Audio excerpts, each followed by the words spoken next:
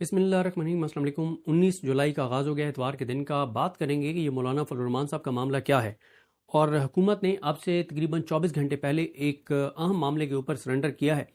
और काश कि ये एहसास हुकूमत बलूचिस्तान को पहले हो जाता, लेकिन ज़ाहिर है जब हुकूमतें अवाम के वोटों से ना ही हों तो उनको फिर अवाम का कोई एहसास नहीं होता। फिर ज़ाहिर है उनके इख्तियार में भी कुछ नहीं होता और वो डमी होते हैं, चाबी वाले खिलौने होते हैं। और वही बलूचिस्तान हुकूमत ने भी किरदार अदा किया। एक तो बलूचिस्तान में पिछले हम 4 साल से ख़ास तौर पे देख रहे हैं कि हर गुज़रते दिन के साथ अमन व अमान की सूरत हाल कशीदा हो रही है।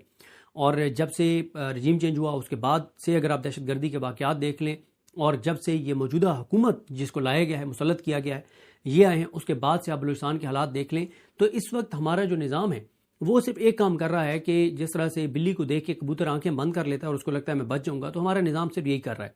दूसरा, हमारे निज़ाम के पास हल ये है कि कोई भी मामला हो उसको हल करने का एक ही तरीका है कि मेन स्ट्रीम मीडिया से उसका जिक्र आउट करवा दो, सोशल मीडिया पे इतनी सख्ती कर दो कि कोई उस पर आज़ादाना बात ना कर सके। और साथ ही तीसरा जो है वो कुछ डिजिटल मीडिया के प्रोजेक्ट्स के ज़रिए जो है वो एक नैरेटिव इस तरह का आप बना दें जो हकीकत में मबनी ना हो, तो उनको लगता है कि सब चीज़ें सेट हो गई हैं। ऐसा नहीं है, हर गुजरते दिन के साथ चीज़ें ख़राब हो रही हैं और हाथ से निकलती चली जा रही हैं। एक हकीकत का एतराफ़ करना चाहिए मुझे, ये मैं रिजवान रज़ी साहब के साथ इंटरव्यू में भी ये बात कह चुका हूँ, और मुझे बलूचिस्तान से एक नौजवान ने कॉल की थी और मैं रिजवान साहब के व्लॉग में यही बात उनके साथ इंटरव्यू में की थी कि बलूचिस्तान के नौजवान ने मुझे कहा कि आप लोग बड़ी बड़ी बातें करते हैं कि मज़ामत होनी चाहिए, निकलना चाहिए। उन्होंने कहा कि मुझे बताएं कि हम अपने जवानों की, पुलिस के शहीदों की, उनके जो है वो उनकी डेड बॉडीज़, उनकी मैयतें हम रख के 7 दिन तक बैठे रहे। उन्होंने कहा बताएं पूरे पाकिस्तान से कितने लोग अपने अपने शहरों में हमारे लिए निकले, कितने लोगों ने अपने सोशल मीडिया पे बात की, कितने लोगों ने इसको इशू बनाया।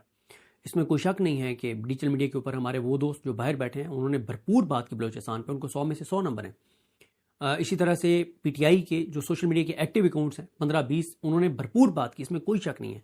लेकिन 8 करोड़ फेसबुक अकाउंट्स हैं पाकिस्तान में, लाखों जो है वो ट्विटर अकाउंट्स हैं, इंस्टा के ऊपर आप देख लें, टिकटॉक के ऊपर आप देख लें। मुझे बताएं कि हम पाकिस्तान के लोग कहते तो हैं कि मज़ामत होनी चाहिए, लेकिन कितने लोगों ने बलूचिस्तान के इस धरने को अपने अपने प्लेटफॉर्म के ऊपर कवरेज दिया? इतना एक जुमला क्या उन्होंने लिखा कि यार बलूचिस्तान में जो ज़ियारत के शोहदा के वर्सा बैठे उनकी आवाज़ सुनो। इस पर तो कोई पीका नहीं लगना, इसके ऊपर तो कोई, लेकिन खौफ इतना ज़्यादा बन गया है कि लोगों को लगता है कि हम बलूचिस्तान के हवाले, बलूचिस्तान का लफ्ज़ भी लिखेंगे तो हमें उठा लिया जाएगा।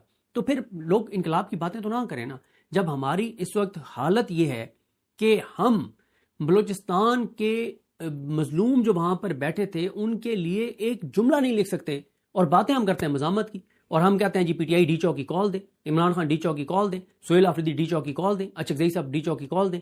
और भाई हालत ये है कि जो मज़ामत ग्राउंड के ऊपर कर रहे थे उनके लिए कितने लोगों ने आवाज़ उठाई। कश्मीर एजेके वाले बैठे हैं ना, 1.5 माह से ज़्यादा हो गए बैठे, कितने लोग आज आज़ाद कश्मीर के ऊपर, आप पंजाब की बात कर लें, कितने लोग हैं जिन्होंने अपनी फेसबुक पे सिर्फ एक जुमला इतना लिखा हो कि आज़ाद कश्मीर के लोगों की आवाज़ सुनो। इस पे ना आप उठाए जाएंगे, ना आप FIR होगी, ना आपको गोली लगेगी, ना आप बेरोजगार होंगे।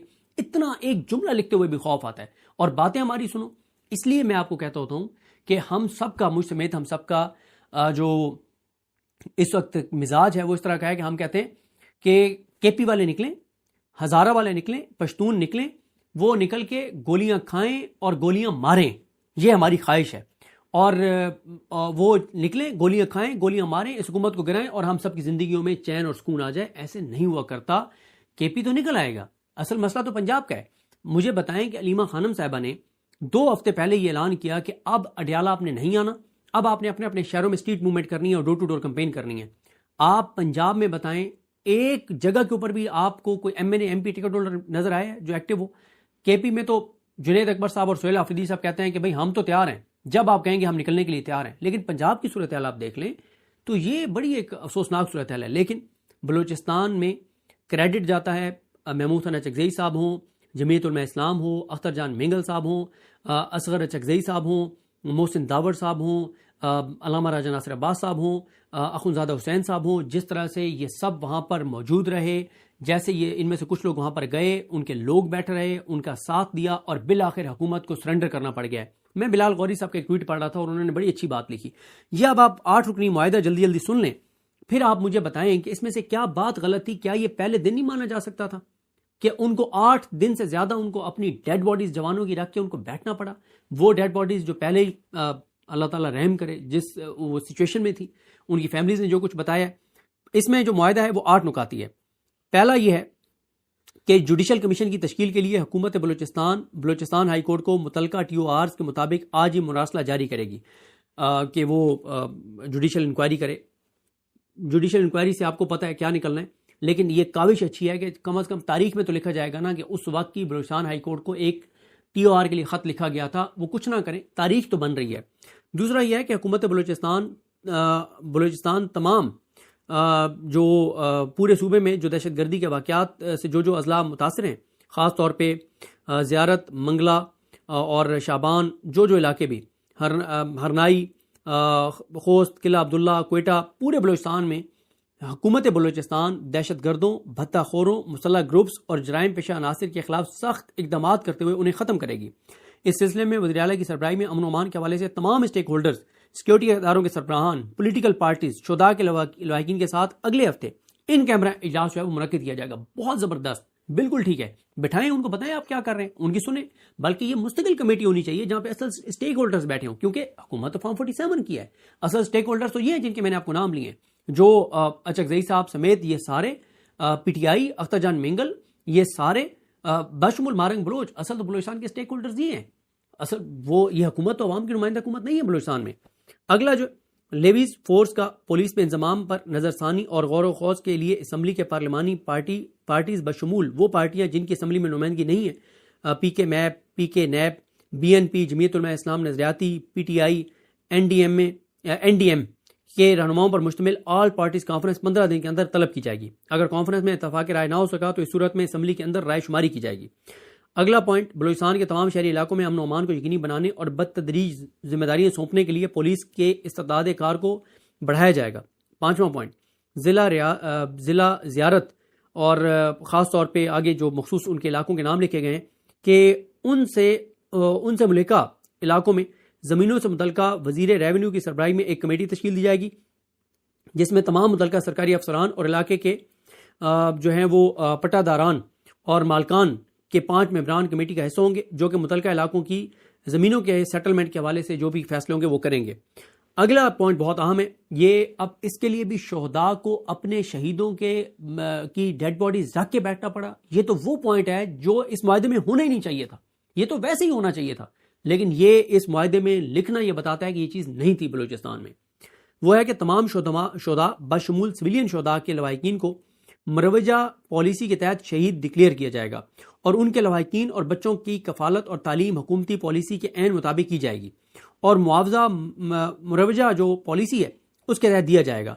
یاد رہے کہ شہداء پیکج میں معاوضہ بھی ہوتا ہے، پلاٹ بھی ہوتا ہے، بچوں کی تعلیم اور کفالت بھی ہوتی ہے، شہید کوٹے میں بھرتی بھی ہوتی ہے اور شہید کی تنخواہ میں 60 سال کی عمر تک جو ہے وہ جاری رہے گی. جس عمر میں وہ شہید ہوا ہے 60 سال تک وہ تنخواہ اس کی فیملی کو ملتی رہے گی. یہ تو لکھنا ہی نہیں چاہیے تھا، یہ تو ویسے ہی آپ کو کرنا چاہیے تھا. یہ اس معاہدے میں آپ نے کیوں لکھا ہے؟ اس کا مطلب یہ چیزیں نہیں ہو رہی تھیں. اچھا، پھر اس کے بعد شہداء کے نام مختلف سرکاری عمارتوں اور کوئلہ پھاٹک چوک کو شہدائے زیارت چوک سے منسوب کیا جائے گا. اس معاہدے پر دونوں فریقین متفق ہیں اور دھرنے کا خاتمہ اور شہداء کی تدفین کی جائے گی. آج جو ہے وہ تدفین ہو گئی ہے اور اس تدفین میں جنازے میں جو ہے وہ محمود حسن اچکزئی صاحب اور دیگر پولیٹیکل لیڈرز جو ہیں وہ شامل ہوئے ہیں، لیکن مجھے برحال سرفراز بھگٹی صاحب وہاں پہ نظر نہیں آئے. اب آتے ہیں دوسرا معاملہ بہت اہم ہے، وہ ہے مولانا فضل الرحمان صاحب کا معاملہ. کیا ہے جلدی اس پہ بات کریں گے.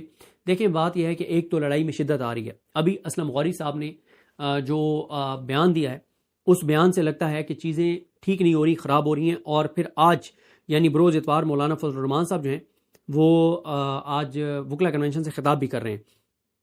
اس میں جو ابھی اسلم غوری صاحب نے بیان جاری کیا اس میں انہوں نے کہا ہے کہ مستونگ میں آبادیوں پر سیکورٹی اداروں کی فائرنگ افسوسناک ہے، معصوم جانوں، مساجد اور مدارس پر ظلم و ستم عوام میں اداروں کے خلاف نفرت کا سبب بنتی ہے.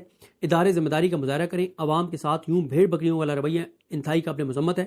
بلوچستان بھر میں ویسے ہی بغاوت کی سی صورتحال ہے، ایسے واقعات مزید انتشار کا باعث بنتے ہیں. جمعیت علماء اسلام مظلوم عوام کے اہل خانہ سے ظاہری یکجہتی کرتی ہے. بہت سخت بیانات آپ دیکھیں، انہوں نے بھی مدارس مساجد کا ذکر اور یہ بیانات بتاتے ہیں کہ چیزیں اور زیادہ خراب ہو رہی ہیں. اب میں مولانا صاحب پہ بات کرنے سے پہلے ایک چیز آپ کو بتاؤں جو میں نے نوٹ کی. ہم لوگ جو یوٹیوب کرتے ہیں نا، ہمارا ایک مسئلہ ہے، ہم دیکھتے ہیں کہ سوشل میڈیا کس طرف جا رہا ہے. ہمیں یہ لگتا ہے کہ سوشل میڈیا جس طرف جا رہا ہے، اگر ہم اس کے اگینسٹ کھڑے ہوں گے نا تو سوشل میڈیا میں ڈسکریڈٹ کر دے گا اور وہ ہمارے ویوز بھی گر جائیں گے اور ہمارے اوپر تنقید بھی شروع ہو جائے گی. میں اکثر یہ دوستوں کو سمجھاتا ہوتا ہوں کہ اس چیز سے نہ ڈرا کریں. عزت اور ذلت اللہ کے ہاتھ میں ہے. جب آپ پوری ایمانداری سے کوئی بات سمجھیں، کہہ دیں عزت ذلت اللہ کے ہاتھ میں ہے. تو مولانا فضل الرحمان صاحب کے حوالے سے جہاں پہ تنقید بنتی ہے وہ آپ کریں، لیکن جس طرح سے یہ پوری ایک کمپین چلائی گئی ہے وہ تو اسٹیبلشمنٹ کے پرپز کو سرو کرتی ہے کہ ایک پوری کمپین چلا دی جائے کہ یہ مولانا فضل الرحمان تو جی یہ تو اس کو اسٹیبلشمنٹ ہی ہیرو بنا رہی ہے، اسٹیبلشمنٹ ہی لیڈر بنا رہی ہے. میں ابھی ہمارے دوست ہیں، ہمارے بھائی ہیں، ہمارے استادوں میں سے ہیں ممتاز بھٹی صاحب، پتہ نہیں مجھے یہ بات آن ریکارڈ کرنی چاہیے نہیں کرنی چاہیے، میں نے ان سے اجازت تو نہیں لی، لیکن بس یہ بات میں کر رہا ہوں. ممتاز بھٹی صاحب سے کچھ دیر پہلے میری بات ہو رہی تھی. انہوں نے کہا کہ ایک وہ بیان جو منور حسن نے دیا تھا، منور حسن صاحب نے دیا تھا شہداء کے حوالے سے، اور دوسرا یہ بیان، انہوں نے کہا یہ دو بہت ڈیمیجنگ بیانات ہیں. یہ اس کے بعد یہ ڈیمیجنگ بیان ہے جو مولانا فضل الرحمان صاحب کا ہے. تو بات یہ ہے کہ اگر اسٹیبلشمنٹ نے مولانا فضل الرحمان صاحب کو ہیرو بنانا ہے تو وہ ان کو بتا دیں گے کہ آپ ان چیزوں پہ کھل کے بات کریں. لیکن یہ وہ چیز ہے جو مولانا فضل الرحمان صاحب نے لشکروں والی کی ہے، اور ایک اور جو انہوں نے بیان دیا ہے، اس بیان کو کبھی اسٹیبلشمنٹ یہ نہیں الاؤ کر سکتی کہ آپ یہ بیان دے کے اور ہمارے خلاف یہ بیان دے کے اور آپ ہیرو بن جائیں. کچھ چیزیں بہت سینسٹیو ہیں جو میں نہیں بیان کر سکتا، میں اس کو ٹچ بھی نہیں کر سکتا، میں نہیں وہ بتا سکتا، لیکن یہ بہت خطرناک باتیں مولانا فضل الرحمان صاحب نے کی ہیں جو بہت ڈیمیجنگ ہیں اور جو بہت چیلنجنگ ہیں اور جن کا بڑا امپیکٹ آ رہا ہے اور آئے گا. تو کبھی اسٹیبلشمنٹ یہ ان کو الاؤ نہیں کر سکتی. جو مولانا صاحب پہ تنقید بنتی ہے وہ یہ ضرور بنتی ہے کہ آپ نے مخصوص نشستیں پی ٹی آئی کیسے کے لے لی. اس پہ اسلام غوری صاحب کا اپنا ایک ان کا لاجک ہے. وہ کہتے ہیں کہ اگر ہم یہ سیٹیں نہ دیتے تو یہ حکومت کے پاس چلی جاتی. اب چلیں اپوزیشن کے پاس تو ہیں.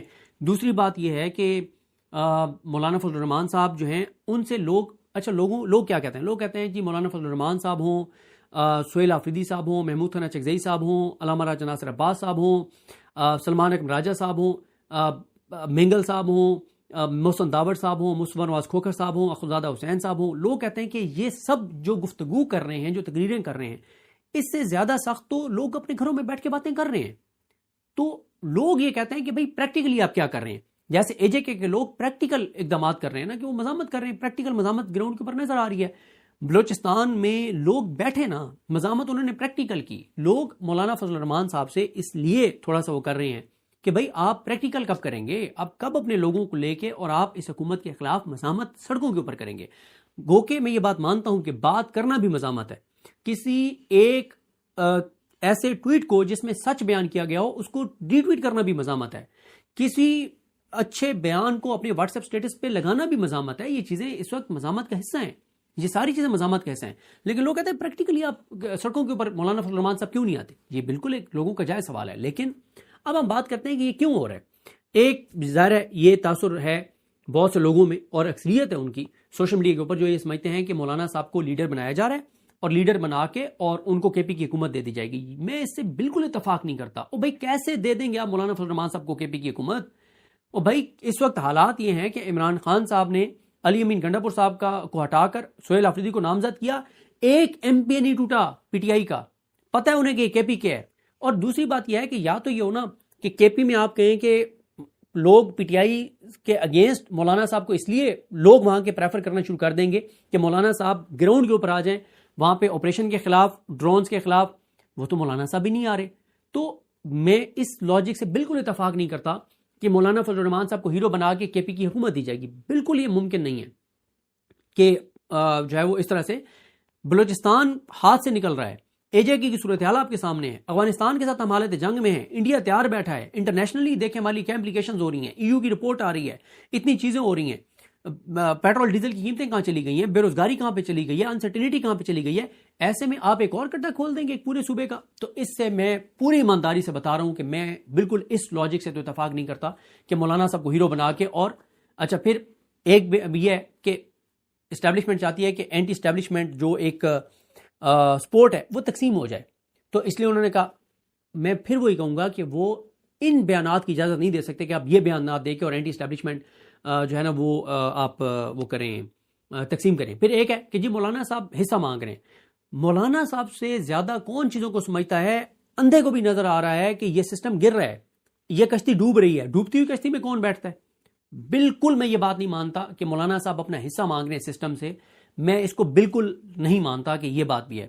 ہاں، جو چیزیں مجھے لگتا ہے کہ یہ ہو سکتی ہیں، جن میں سے ایک، شہزاد اکبر صاحب نے یہ کہا کہ ہو سکتا ہے مولانا صاحب کو سسٹم کے اندر سے کسی نے آنکھ ماری ہو کہ چیزیں خراب ہیں اور یہ سسٹم گر سکتا ہے تو آپ ایکٹیو ہو جائیں، یہ بالکل ہو سکتا ہے۔ یا مولانا صاحب خود بھی اتنے ایکسپیرینسڈ سیاستدان ہیں کہ ان کو نظر آ رہا ہے کہ یہ کشتی ڈوب رہی ہے، یہ سسٹم گر رہا ہے، تو یہ ہو سکتا ہے کہ دیکھیں شادیوں میں کچھ لوگ ایسے ہوتے ہیں کہ کچھ لوگ ہوتے ہیں وہ ساری رات جاگتے ہیں، دیگیں پکواتے ہیں، انتظامات کرواتے ہیں، شادی ہال میں انتظامات سارا کچھ کرتے ہیں، اور ایک بندہ اینڈ پہ آتا ہے میری طرح کا، جب کھانا لگ رہا ہوتا ہے میری طرح کا بندہ آتا ہے، انٹری مارتا ہے اور وہاں کھڑے ہو کے اور ساروں کو لائن حاضر کر دیتا ہے۔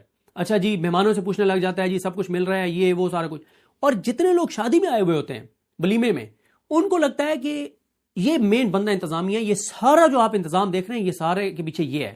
تو یہ ضرور ہو سکتا ہے کہ مولانا صاحب کو بھی یہ نظر آ رہا ہو کہ سسٹم گر رہا ہے، تو اینڈ پہ میں اتنا ایکٹیو ہو جاؤں کہ لگے کہ میں نے یہ سسٹم گرایا، اور اس میں کوئی شک نہیں ہے کہ مولانا کے پاس یہ کیپیسٹی ہے۔ جو ہمارے دوست یہ کہتے ہیں نا کہ ٹی ایل پی کے ساتھ بھی تو اسٹیبلشمنٹ نے جو کیا، تو مولانا صاحب، زمین آسمان کا فرق ہے ٹی ایل پی اور مولانا صاحب میں۔ کیوں؟ ٹی ایل پی کے اپنے کو مدارس نہیں تھے منظم، مولانا صاحب کی تو اسٹریٹجک پوزیشن کے اوپر مدارس ہیں۔ آج ان کے 100 مدرسوں کے اسٹوڈنٹ آگے سڑک پہ بیٹھ جائیں تو پورا پاکستان بند ہو جائے گا، ایسی پوزیشن کے اوپر ان کے پاس مدرسے ہیں۔ مولانا صاحب سے نہیں لڑا جا سکتا۔ ٹی ایل پی کا مسئلہ یہ ہے کہ ٹی ایل پی کے اوپر بڑی لمبی بات ہو سکتی ہے کہ وہ ایک ایسے ٹائم کے اوپر نکلے جب ان کی کریڈیبلٹی انہوں نے اپنی بحال نہیں کی تھی، ان کی اپنی شورا کے لوگ اس طرح سے منظم نہیں تھے، تنظیمیں ان کی منظم نہیں تھیں، پھر جس ایشو کو لے کے نکلے اس وقت وہ اس طرح کا ایشو تھا نہیں، بہت ساری چیزیں۔ تو اس معاملے کو آپ نہیں ملا سکتے ٹی ایل پی والے معاملے کے ساتھ۔ تو مولانا صاحب جو ہے وہ معافی نہیں مانگ رہے، چیزیں خراب ہو رہی ہیں، اور یہ ضرور یہ بات ٹھیک ہے کہ مولانا صاحب کو سسٹم سے باہر آنا چاہیے اور ان کو مزاحمت کرنی چاہیے، اور لیکن یہ میں آپ کو بتا دوں کہ یہ لڑائی سیریس ہے۔ جس طرح سے عائشہ گل علیہ وغیرہ کو ایکٹیو کیا گیا، وہی سارے نچلے گندے کردار سارے مولانا کے خلاف ایکٹیو کیے گئے، جو پی ٹی آئی کے خلاف ایکٹیو کیے گئے تھے۔ تو اس میں یہ ہے کہ اس سے یہ نظر آتا ہے کہ پریشانی بہت زیادہ ہے۔ اور پھر جے یو ایف کے سوشل میڈیا نے جو کمال کر دکھایا ہے کہ پورا نظام ایک طرف اور جے یو ایف کا سوشل میڈیا ایک طرف، اور یہ ذہن میں رکھیں کہ پی ٹی آئی کے جو نیریٹو بنانے والے 15-20 اکاؤنٹس ہیں وہ سارے بھی مولانا فضل الرحمان کے خلاف۔ یہ بڑی حیران کن بات ہے کہ پورا نظام ایک طرف، بشمول پی ٹی آئی کے 15-20 اکاؤنٹس جو یہ سمجھتے ہیں کہ، اور پھر سوشل میڈیا پہ بھی، کیونکہ ہم لوگوں نے بھی یہ نیریٹو بنایا کہ مولانا تو 2 نمبر ہے اور مولانا تو دھوکہ دے گا، یہ کرے گا وہ کرے گا، اس سارے سوشل میڈیا، پی ٹی آئی کا بھی انفلوئنس رکھنے والا سوشل میڈیا سارا مولانا کے خلاف۔ اکیلا تنہا جے یو ایف کے سوشل میڈیا نے جس طرح سے یہ جنگ جیتی ہے، جیت چکے ہیں، 5-6-7 دن ہو گئے ہیں ٹویٹر پہ ان کا قبضہ ہے، مکمل طور پہ ان کا قبضہ ہے۔ ایک ٹرینڈ ان کے خلاف بنتا ہے، 2 گھنٹے میں اڑ جاتا ہے۔ اب پتہ نہیں کو وہ وظیفہ پڑھتے ہیں، کو دم کرتے ہیں، لیکن انہوں نے خیر ایک ویڈیو جاری کیا جے یو ایف والوں نے کہ کیونکہ وہ فیک ٹویٹر اکاؤنٹ ٹرینڈ بنتا ہے، پیسے دے کے بنتا ہے، تو اس لیے وہ اڑ جاتا ہے۔ تو بہرحال جی یہ لڑائی سیریس ہے، اب یہ کہاں جاتی ہے، کس طرح ہوتی ہے، یہ اللہ کی ذات بہتر جانتی ہے۔ پھر ایک سوال یہ تھا کہ ایف آئی آر کیوں نہیں، وہ میں آپ کو بتا چکا ہوں کہ اس وقت ہماری جو ریاست ہے، ہمارا جو نظام ہے، وہ جب اتنی چیزوں میں الجھا ہوا ہے اور پی ٹی آئی اور عمران خان سے ان کی لڑائی ہے جو نہیں ان سے جیتی جا رہی، تو وہ اتنا بڑا ایک اور محاذ نہیں کھول سکتے، اس لیے وہ مولانا فضل الرحمان صاحب پر ایف آئی آر خوف سے نہیں کر رہے۔ تو یہ کچھ چیزیں تھیں، میں اس لڑائی کو سیریس سمجھتا ہوں، اور اب تک میں سمجھتا ہوں کہ مولانا صاحب کسی ایجنڈے پہ نہیں ہے، اور کوئی ان کا آگے چل کے وہ جو بھی کریں، لیکن اس وقت تک میں بالکل یہ بات نہیں سمجھتا کہ مولانا صاحب یہ کوئی ایجنڈے کے تحت یا دھوکے کے ساتھ یا پی ٹی آئی کو مائنس کر کے اور کوئی اس طرح کی یہ چیزیں نہیں ہیں۔ لڑائی سیریس ہے اور پس پردہ اس میں بہت ساری چیزیں ہیں۔ پی ٹی آئی کے ایم این اے سے ان کی ملاقات ہوئی، جس میں انہوں نے پی ٹی آئی کے ایم این اے کو کہا کہ آپ لوگوں کو کوئی پتہ نہیں ہے کہ کون عمران خان کے ساتھ کھڑا ہے، کون کس کے ساتھ کھڑا ہے، اور آپ لوگ پتہ نہیں سنجیدہ ہیں نہیں ہیں۔ انہوں نے کہا، مولانا صاحب ایک نے لائٹر نوٹ پہ کہا کہ مولانا صاحب یہی ہمارے آپ کے بارے میں خدشات ہیں۔ تو پھر مولانا نے کہا کہ میں اب شروع کر رہا ہوں بیانات دینا اور آگے بڑھنا، تو پھر میں دیکھ لیتا ہوں کہ کتنا آپ لوگوں میں تپڑ ہے کہ آپ میرے ساتھ کھڑے ہو سکتے ہیں یا نہیں ہو سکتے۔ تو آپ دیکھ لیں پی ٹی آئی کتنی ایک مولانا فضل الرحمان صاحب کے ساتھ پی ٹی آئی پاکستان کھڑی ہے، وہ آپ کے سامنے ہے، مجھے کوئی اس پہ جواب دینے کی ضرورت نہیں ہے۔ تو دیکھتے ہیں چیزیں کیسے آگے بڑھتی ہیں، لیکن ابھی تک تو نظام کے ہاتھ سے چیزیں نکلتی چلی جا رہی ہیں، اور آج مولانا صاحب نے ایک اہم خطاب بھی کرنا ہے۔ اب وہ اپنے بیان کی وضاحت کرتے ہیں، اس کو واپس لیتے ہیں، اسے سخت تقریر کرتے ہیں، تو دیکھ لیتے ہیں آج۔ مجھے اپنی دعا میں یاد رکھیں، الکریم ہم سب کا حامی ناصر ہوں۔ اللہ